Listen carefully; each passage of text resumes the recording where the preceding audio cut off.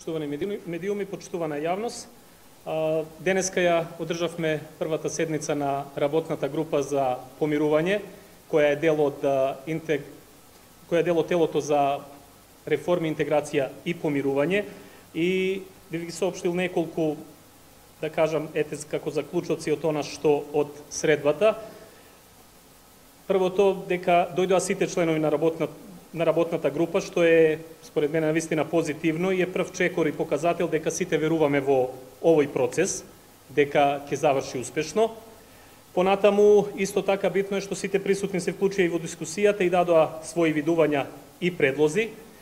Ги утврдивме начелата, описот на надлежностите и при тоа утврдивме дека, освен за настаните од 27.4.2017 година, работната група за помирување ќе биде во постојано заседание и ќе идентификува и други извори на конфликти во нашето општество, кои произведуваат политички кризи, поделби и недоверба, и тоа вклучително и на навивачките групи, консензуалноста во развојните владини политики, ЛГБТ, монтирани политички процеси, реформски закони, говорот на омраза, скандалот со прислушкуваните материјали, соработка помеѓу централната и локалната власт, кривичниот законник, собраниски деловник и кодекс на однесување и други форми на конфликти.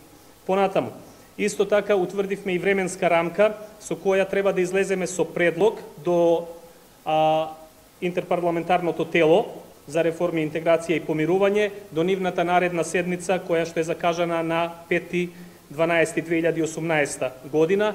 Инаку, она што можам сега да го кажам е дека произлегува многу добри предлози, кои што секој во своите пратенички групи, значи од присутните пратеници, ќе ги продискутираат, како и со експертите и со сите оние што сметаат дека е потребно. Она што исто така е важно, што ги прецизиравме насоките во кои ќе се движиме, бидејќи е важна оваа политичка одлука и секако одговорноста која што ја имаме.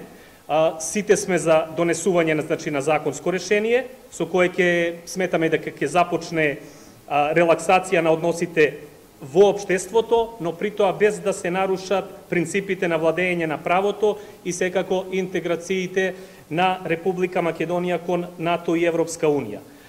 Исто така сметаме дека сите институции треба да го стават државниот интерес во дадениот момент кој што се наоѓаме, а исто така ги повикуваме и медиумите да се вклучат позитивно во овој процес со цел да го помогнат процесот на помирување и релаксација на односите во нашето општество. Тоа се неколку работи кои што вака сакам да ви кажам. Доколку имате прашања, поведете.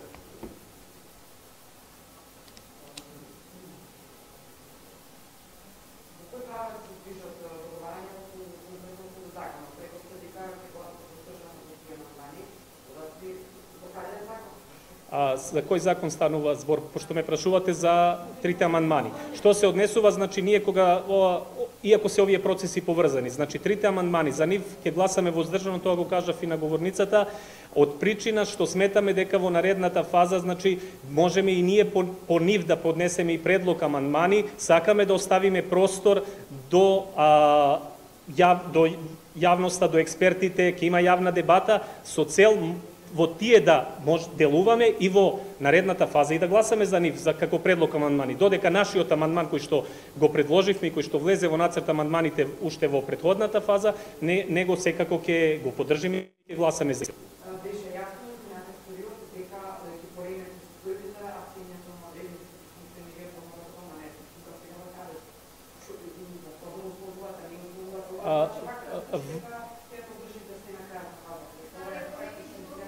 Само да се слушнеме. Јас верувам, и вие сите треба да верувате, и македонската јавност да верува дека сите овие процеси се взаемно и меѓусебно поврзани и условени. Но сите имаме политичка одговорност и во дадениот момент ќе направиме она што е најдобро за државата. Со тоа што и ќе останеме, значи, на она се што значи позитивен процес и се што овозможува интеграција на Македонија понатаму кон ЕУ и НАТО.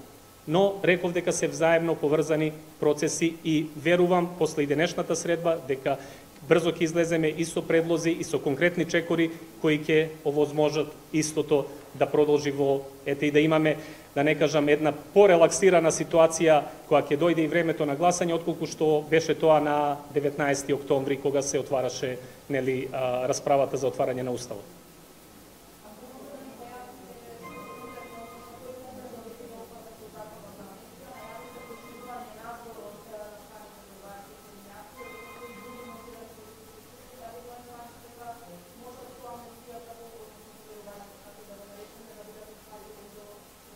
Вака, јас ги набројав сите аспекти за кои што телото понатаму ќе работи, бидејќи настаните од 27.